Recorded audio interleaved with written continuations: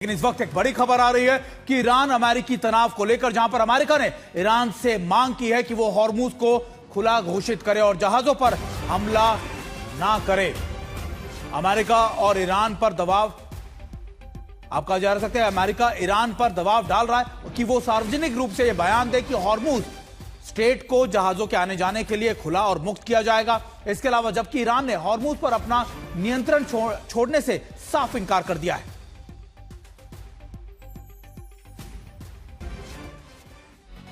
दरअसल ईरान को यह प्रेशराइज अमेरिका कर रहा है कि वो एक लिखित में आश्वासन दे ताकि उस डॉक्यूमेंट के हिसाब से अमेरिका यह सुनिश्चित कर सके कि अब स्टेट ऑफ हॉर्मुज में कोई पैसा, कोई टैरिफ नहीं लगाया जाएगा। इसी बीच एक और बड़ी खबर आ रही है जहां पर अमेरिका ने ईरान के सुप्रीम लीडर के मुख्य फाइनेंसर और ईरान के गुप्त एक्सचेंज हाउस को निशाना भी बनाया। यूएस ट्रेजरी ने मुख्य फाइनेंसर अली अंसारी और कई ईरानी एक्सचेंज हाउस पर प्रतिबंध लगाए हैं। इन पर आरोप है कि इन्होंने अंतर्राष्ट्रीय शिपिंग पर हमलों के बाद शासन के खास लोगों को और आईआरजीसी के लिए फंड की हेराफेरी करने और इधर उधर पैसे करने में मदद की।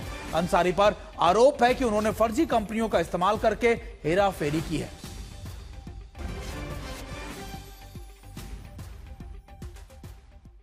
आपने यह तो समझ लिया कि आखिरकार एक बार फिर से दोनों के बीच में तल्खी बढ़ती जा रही है, लेकिन ईरान से डील पर समझौते के बाद भी अमेरिका ने कब कब ईरान पर हमले किए हैं, क्योंकि आप मानिए 17 जून को ऐसा लग रहा था कि शायद दोनों के बीच में शांति हो जाएगी, लेकिन 17 जून के बाद से परिस्थितियां और ज्यादा गंभीर होती चली गई। मैं आपको दिखाता हूं कि आखिरकार डील हो जाने के बावजूद भी दोनों ने कब कब एक दूसरे पर हमले किए हैं।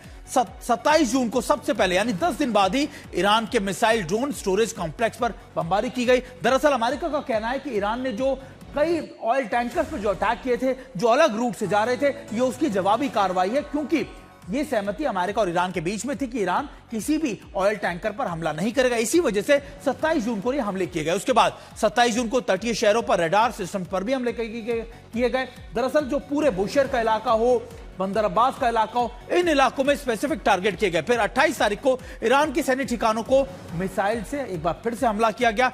अमेरिका की यह कार्रवाई इसलिए की गई, अमेरिका के द्वारा यह कहा गया कि हमने ये कार्रवाई सिर्फ और सिर्फ इसलिए की है क्योंकि ईरान कई ऑयल टैंकर्स पर अटैक कर रहा है। इसके बाद 7 जुलाई को, यानी ये वो दौर था जब सुप्रीम लीडर को सुपुर्दे खाक करने का, अंतिम संस्कार का उनका पूरी की पूरी प्रक्रिया चल रही थी, और उसी दौरान ईरान ने 80 ठिकानों पर अमेरिका ने बमबारी की है। और इसके अलावा air defence systems, control systems और रडार साइट्स पर हमले किए 7 जुलाई को। और ये मानिएगा पूरा तेहरान उस समय हिल गया था। तेहरान के इलाकों पर अटैक नहीं किए गए थे, लेकिन जो कोस्टल एरिया है यानी जो तटीय इलाके हैं उन पर अटैक किए गए थे। आईआरजीसी के 60 से ज्यादा स्पीड बोट्स को भी निशाना बनाया गया था, क्योंकि अमेरिका का मानना था कि वो स्टेट ऑफ हॉर्मुज पर ईरान की ताकत को, उसकी पकड़ को कमजोर करना चाहता। इसी वजह से उन स्पीड बोट्स को भी टारगेट किया गया था। अब 9 जुलाई को फिर से ईरान के 90 ठिकानों पर यूएस ने अटैक किया।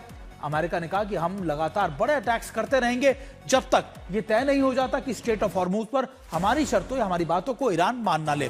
9 जुलाई को बुशेर, चाबार, बंदर अब्बास पर मिसाइलों से हमला किया गया। सबसे इंपॉर्टेंट है ये नाम चाबार। इससे पहले कभी भी कोस्टल एरिया के अंदर ईरान के अमेरिका ने चाबार पर अटैक नहीं किया था। चाबार पर पहली बार अटैक किया गया, और ये इसलिए भी इंपॉर्टेंट है क्योंकि भारत के इंटरेस्ट भी यहां जुड़े हुए हैं। अब 14 लोगों के मारे जाने की खबरें आई थी, और ये वो इलाके थे, कोस्टल इलाके, जो ईरान के लिए एक बहुत इंपॉर्टेंट है, क्योंकि अब तक स्टेट ऑफ हॉर्मुज और बंदर अब्बास स्पेसिफिक थे, लेकिन अब चाबार हो, बुशेर का इलाका हो, इन इलाकों में भी अमेरिका की तरफ से बड़े अटैक्स किए जा रहे हैं। और एक और जहां आप कह सकते हैं कि तमाम अटैक किए गए, वहीं आपको एक और बड़ी अपडेट देते हैं कि आखिरकार ईरान ने कैसे पलटवार किया, क्योंकि ईरान के अटैक कहां हुए। क्योंकि आप देखिए ये रेसिप्रोकल अटैक होते हैं, एक तरफ अमेरिका अटैक करता है, वहीं दूसरी तरफ ईरान भी स्पेसिफिक जगहों पर टारगेट करता है। और ईरान के स्पेसिफिक टारगेट होते हैं ये बहरीन। ये वो इलाका है जहां पर 5th फ्लीट यानी अमेरिका का सैन्य जमावड़ा बहुत ज्यादा रहता है। इसके बाद कुवैत की आप बात कर लीजिए, कुवैत पर भी अगर आप देखें तो कुवैत के भी आरिफजान और अली अल सालेम पर दागी गई थी मिसाइलें, बहरीन, कुवैत। अब इसके बाद आप तीसरा नंबर आता है कतर का। कतर पर भी अगर आप देखें, इस पर भी अटैक किए गए। देखिए ईरान का सीधे तौर पर मानना है कि अगर उसके इन इलाकों पे, कोस्टल इलाकों पे जब अटैक होंगे, वो रेसिप्रोकल अटैक करेगा उन तमाम देशों पर जहां पर अमेरिका की मौजूदगी रहती है। और सबसे ज्यादा मौजूदगी बहरीन, कुवैत में उसकी रहती है, और फिर कतर भी। कतर को देखिए, वैसे मध्यस्थता के अंदर उसका इन्वॉल्वमेंट रहता है, लेकिन कतर पर भी अटैक करने से पीछे नहीं हटा। इसके बाद जॉर्डन, यानी यहां पर अगर आप चले आए, जॉर्डन पर भी ईरान की 8 मिसाइलों को हवा में नष्ट करने का दावा किया गया। और आपको याद होगा कि पहले जब अटैक किए गए थे उस समय अमेरिका ने कई अपने डिफेंस सिस्टम्स को रीलोकेट करना शुरू कर दिया था, क्योंकि उसको लगता था कि ईरान की मिसाइलें यहां तक ना पहुंच पाए। लेकिन ईरान ने एक बार फिर से जॉर्डन पर अटैक किया। ये तमाम देश वो हैं जहां पर ईरान एक रेसिप्रोकल अटैक कर रहा है और ये जवाबी कार्रवाई दोनों की तरफ से चलती आ रही है। अब हम आपको अपने जो हमारे साथ एक्सपर्ट जुड़े हुए हैं उनका रुख करते हैं, क्योंकि प्रसून सर, हम ये रेसिप्रोकल अटैक तो देख रहे हैं, हम लगातार ये देख रहे हैं कि देखिए दोनों एक दूसरे पर वार पलटवार कर रहे हैं, लेकिन क्या आपको लगता है कि ये कहीं किसी भी तरीके से ये चीजें रुक सकती हैं, क्योंकि ना तो अमेरिका मानने को तैयार हो रहा है और ना ही ईरान?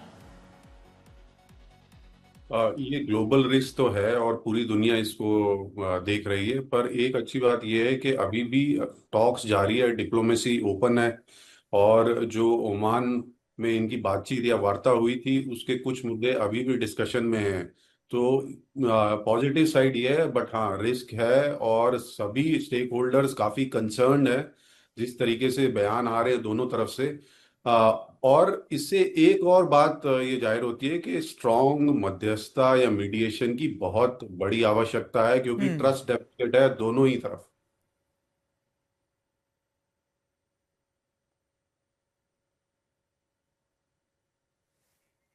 बिल्कुल बिल्कुल सर, आप चुप, आप बोलिए प्लीज।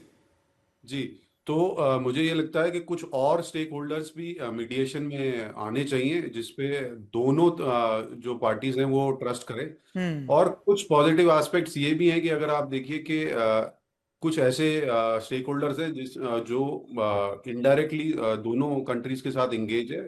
दूसरा जो बड़ा एस्पेक्ट है, जो रीजनल सिक्योरिटी और ग्लोबल इकोनॉमिक इम्पैक्ट हो रहा है, इससे काफी लोग कंसर्न है, ना सिर्फ बाकी स्टेक होल्डर, डायरेक्टली यूएस और ईरान भी। तो उनको भी मतलब ऐसा नहीं है कि वो नहीं चाह रहे कि ये डी एस्केलेशन हो या पीस टॉक्स हो।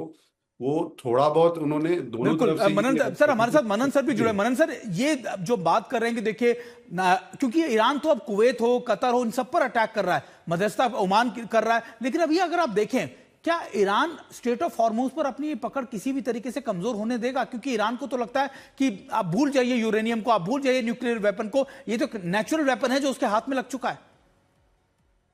देखिए, मैं यहाँ पर ये कहना चाहूंगा कि जहां तक स्ट्रेट ऑफ हॉर्मुज है या इस तरीके के जो सी स्केप्स हैं, उसके ऊपर अंतर्राष्ट्रीय नियमन, अंतर्राष्ट्रीय विधि काफी क्लियर है। हम ये कह सकते हैं कि जो ब्लॉकेड लगाया हुआ है स्ट्रेट ऑफ हॉर्मुज पे ईरान ने, वो पूरी तरीके से इलेजिटिमेट है और पूरी तरीके से अंतर्राष्ट्रीय विधि का और इंटरनेशनल लॉ का हनन करने वाली बात है। और ब्लेम अमेरिका पर भी किया जा रहा है। मैं ये नहीं कहूंगा कि अमेरिका दूध का धुला हुआ है, पर फिर भी अमेरिका के ऊपर भी ब्लेम कर रहा है ईरान कि उन्होंने भी, जो आपने जिसे बताया, 5वां उनका जो बेड़ा है, उसने भी वहां पर नेवल ब्लॉकेड का प्रयास किया है। पर अगर हम अनक्लॉज को देखें, United Nations Convention of Law of Seas को देखें, ये कोई नई बात नहीं है। पिछले 3-4 महीने से जब से युद्ध शुरू हुआ है, ऑपरेशन एपिक फ्यूरी शुरू हुई है, तब से हम ये देख रहे हैं कि अंतर्राष्ट्रीय विधि का और का एक ये कैनन होता है, वो होता है right to transit, right to innocent passage और राइट टू ट्रांसिट पैसेज। उसके चलते ये है कि किसी राष्ट्र को अगर मिलिट्री एडवांटेज दिखती है तो वो अपने पास में बहने वाले चैनल को, अपने पास में बहने वाले अंतरराष्ट्रीय शिपिंग के चैनल को ब्लॉकेड कर सकता है। तो मुझे लगता है कि यही काम ईरान ने पूरी तरीके से किया है, जिसके चलते एक वैश्विक संकट, एनर्जी का संकट, ऑयल का संकट खड़ा हो गया है। और सबसे बड़ी बात तो यह है कि ईरान ने अब यहां तक कर दिया है, पिछले 3-4 दिन पहले के घटनाक्रम को अगर हम देखें तो हम पाएंगे कि इनोसेंट शिप्स जो होते हैं, तो अंतर्राष्ट्रीय विधि कहती है कि आप लोग राइट टू विजिट कर सकते हैं, लेकिन ईरान अगर चाहे तो उन न्यूट्रल शिप्स के ऊपर अटैक नहीं करना चाहिए था, उनको बॉम्बार्ड लेकिन नहीं सर करना मैं चाहिए था। आपको एक और इंपॉर्टेंट एस्पेक्ट है, क्योंकि आप इन चीजों को बेहतर तरीके से मानते हैं, क्योंकि मैं खुद ईरान में मौजूद था, अभी मैं हाल ही में ईरान से आया हूं। वहां पर जब मैंने उनके विदेश मंत्रालय के लोगों से बात की, लोगों से जाना, तो ईरान ये कहता है कि वो संधि हम पर लागू नहीं होती, और वॉर के अंदर तो कोई संधि भी किसी भी हालात में लागू नहीं होती। लेकिन आप बिल्कुल ठीक कह रहे हैं कि इंटरनेशनल वाटरवेज के अंदर या फिर ऐसे न्यूट्रल शिप्स पर अटैक कर ईरान करना क्या चाहता है, यह भी एक बड़ा सवाल। आप दोनों हमारे साथ बने रहिए सर। लेकिन इस बीच एक बड़ी खबर आ रही है कि ईरान के विदेश मंत्री सैयद अब्बास अराक्ची मस्कट पहुंच चुके हैं, जहां पर ओमान के अधिकारियों के साथ उनका स्वागत किया गया। ईरान के विदेश मंत्री अराक्ची आज ओमान में स्ट्रेट ऑफ हॉर्मुज पर बातचीत करेंगे। दरअसल स्ट्रेट ऑफ हॉर्मुज एक बड़ा कंसर्न बन गया और ईरान यह चाहता है कि वो ओमान को अपने साथ लेकर इस पूरे इलाके पर डोमिनेंस जमाए रखे, अमेरिका के दावों को आप कह सकते हैं कि झुटलाए और अमेरिका को यहां से पीछे खींचने के लिए अपने आप को मजबूर करे।